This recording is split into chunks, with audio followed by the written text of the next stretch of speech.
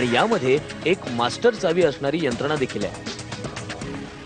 त्याच्यासाठी आम्ही की गार्ड सिस्टीम बनवली आहे की जर तुम्हाला जी की असाइन केलेली आहे तीच चावी तुम्ही घेऊ शकता, तुम्हाला जी की असाइन केलेली नाही आहे ती तुम्हाला मिळणारच नाही।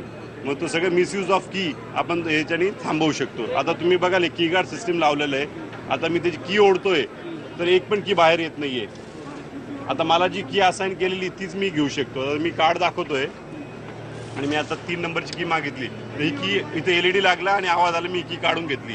आता मी दुसरी की काढून नाही शकत आहे आणि माझं ही की मिळाली, मग मी माझं काम झालं, मी परत ही की कुठेही ठेवू शकतो कारण ही स्मार्ट कीज आहे। मला लक्षात ठेवायची गरज नाही की माझा स्लॉट कोणता होता, तो तिथे टाकल्यावर ती परत लॉक झाली।